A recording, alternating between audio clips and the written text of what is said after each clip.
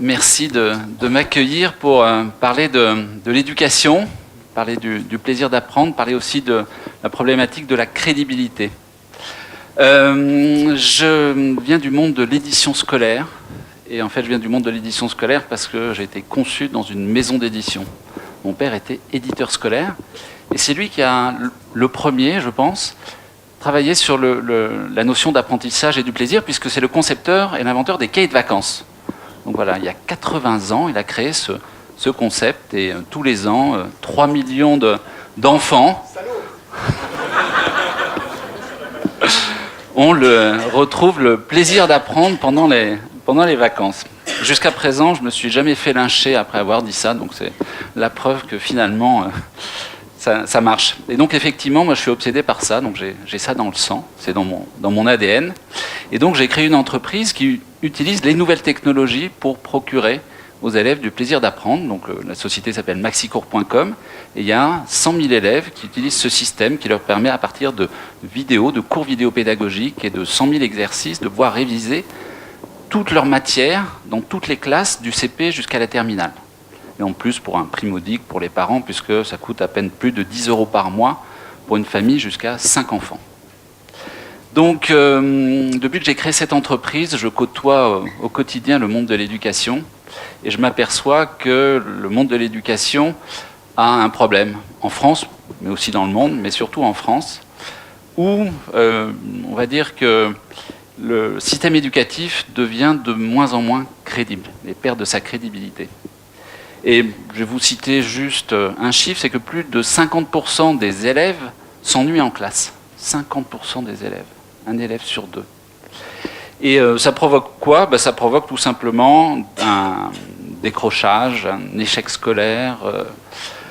On sait en France qu'on décroît dans les classements internationaux. PISA, on est maintenant au 25e rang mondial, ce qui est quand même, pour la 5e puissance économique mondiale, pas génial, et puis surtout pour le pays des Lumières. Donc, il y a des solutions à tout ça. Et les nouvelles technologies peuvent apporter des solutions. Je vais vous citer deux exemples. Le premier exemple, c'est ce qu'on appelle la classe inversée. Donc la classe inversée, c'est quelque chose qui a démarré aux États-Unis il y a quelques années et que les nouvelles technologies permettent de mettre en place. C'est quoi ? C'est qu'en fait, au lieu de suivre le cours de l'enseignant en classe, au tableau noir, et ensuite de rentrer chez soi faire ses exercices, l'élève fait le contraire. Il apprend le cours chez lui, à partir notamment de cours vidéo, et ensuite, ils se retrouvent tous le lendemain avec l'enseignant et avec tous les autres élèves pour faire les exercices, pour mettre en application. Alors ce qui est génial avec ce système-là, c'est que ça redonne de l'intérêt, puisque les élèves ne sont plus passifs, et ça donne surtout une nouvelle motivation. Depuis qu'ils ont mis ça en place, l'absentéisme a chuté et les résultats scolaires ont monté. Et en fait, l'intérêt complémentaire de ça, c'est que les élèves qui ont compris, qui sont plus forts, peuvent aider les élèves plus faibles. Donc ça développe quoi aussi ? Ça développe la coopération. Donc en fait, aujourd'hui, sans qu'on sache, progressivement, ce système se met en place, et ce système est totalement révolutionnaire et complètement inversé. En anglais, ça s'appelle Flipped Classroom. Voilà. Deuxième avancée que permettent les nouvelles technologies, c'est, vous avez tous, la plupart dans votre voiture, un GPS pour vous guider sur les routes. Eh bien aujourd'hui, on est en train de mettre des GPS de la connaissance. On est en train de travailler, alors notre entreprise et des 3 laboratoires de recherche, mais sinon il y a 4 entreprises dans le monde qui travaillent sur le même sujet, qu'on appelle la cartographie des savoirs, l'adaptive learning. Qu'est-ce que c'est ? C'est à la pédagogie ce que l'imagerie médicale est à la médecine. Ça permet de scanner tous les verrous pédagogiques franchis ou non par un élève et de détecter notamment ceux que l'élève n'aurait pas franchis et qui du coup bloquent des apprentissages qui dépendent de la maîtrise de ces premiers verrous. Prenons l'exemple d'une élève de seconde qui n'arrive pas à faire ses exercices de statistique. Peut-être tout simplement, c'est qu'elle ne maîtrise pas la règle de 3 ou les pourcentages, et que ce n'est pas la peine de continuer à lui faire des exercices sur les statistiques. Il vaut mieux repartir et aller débloquer ce verrou. Donc ce système permet déjà de détecter les verrous pédagogiques non franchis. Et en plus, la bonne nouvelle, c'est que plus on va découvrir tard le fait que ces verrous pédagogiques n'ont pas été franchis, plus ils vont être faciles à traiter, puisque l'élève aura pris de la maturité. Simplement, aujourd'hui, le système scolaire avance à une telle vitesse de métronome qui fait qu'il ne revient jamais en arrière. Et ça, c'est un vrai problème. Et donc, ce système, il permet aussi d'autres choses. Il permet ensuite aux élèves de faciliter leur orientation, soit par le bas, c'est une fois qu'on connaît la cartographie des savoirs d'un élève, en disant bah voilà, voici tous les métiers qui vont être facilement accessibles à ton profil, ou alors par le haut, pour l'accompagner dans son apprentissage en disant bah, je sais pas, tu vas être pilote de ligne, eh bien tu es là, voici le chemin que tu vas faire, exactement comme un GPS vous guide d'une destination à une autre. Et la très très bonne nouvelle, c'est que ça se fait au rythme de l'élève et non pas au rythme de la classe et de sa fameuse double cohorte, la cohorte de la classe d'âge, c'est-à-dire tous les élèves de 13 ans doivent apprendre telle notion cette année, et de la cohorte de la classe, c'est-à-dire tous les élèves de la classe, 30 élèves dans la classe doivent avancer au même rythme. Et ça, c'est difficile. Pourquoi ? Parce qu'il y a des élèves qui comprennent vite et qui aimeraient que ça aille plus vite. Simplement, la classe les freine jusqu'à provoquer l'ennui et le décrochage scolaire pour certains, alors qu'au contraire, ils sont très bons. Et à l'inverse, d'autres élèves aimeraient que ça aille plus lentement. Et là, non, ça ne marche pas.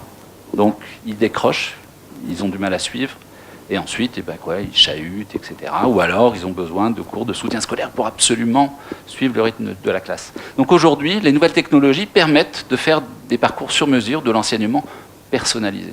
Et ça, c'est véritablement révolutionnaire. Mais au-delà de ça, et très rapidement, est-ce qu'on ne pourrait pas imaginer que cette dame de 130 ans que l'on aime tous, l'école moderne, celle créée par Jules Ferry, n'aurait-elle pas mérité une retraite, dans la mesure où aujourd'hui, imaginez ce que peut être une dame de 130 ans. Ça n'existe pas.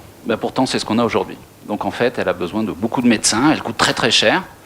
135 milliards d'euros pour la nation. 135 milliards d'euros. Rendez-vous compte du coût que ça représente. Alors, il faut des moyens pour l'éducation. Mais je pense qu'il serait peut-être temps de créer l'école idéale du XXIe siècle. Et quelle serait cette école idéale ? Cette école, ce n'est pas un rafistolage de l'école actuelle. Est-ce qu'on ne pourrait pas se poser pour définir quel serait l'objectif de formation de cette école ? Est-ce que ce serait celle de former le futur citoyen heureux, actif, entreprenant, cultivé, bien dans sa tête, bien dans son corps, bienveillant envers lui-même, envers autrui, envers la planète, en bref, acteur d'un monde meilleur. Et c'est ça le vrai sujet. Comment est-ce qu'on pourrait enseigner et quelle matière ? Est-ce que ce serait les maths, le français, etc. Est-ce qu'on n'y ferait pas rentrer plus de savoir-être ? Est-ce qu'on n'y ferait pas rentrer les notions d'entrepreneuriat ? Et je pense que c'est ça qu'il faut faire aujourd'hui. Et se donner le temps et fixer un objectif placé loin dans le temps. Un objectif à 10 ans. Et ensuite, d'interroger tout le monde, parce que tout le monde est concerné, tout le monde a été élève. Tout le monde est ou sera peut-être parent d'élève, ou est enseignant. Et donc, j'ai lancé un think tank qui s'appelle Votre école idéale et qui travaille sur ce sujet de définition de ce qu'aurait l'école idéale du XXIe siècle.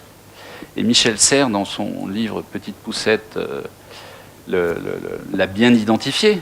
Il dit aujourd'hui, avec les digital natives, les élèves qui sont nés avec cette information accessible instantanément, ne vont pas avoir besoin et ne vont pas développer les mêmes compétences que celles dont on avait besoin il y a 130 ans, à l'époque où la haute technologie était représentée par la plume sergent-major.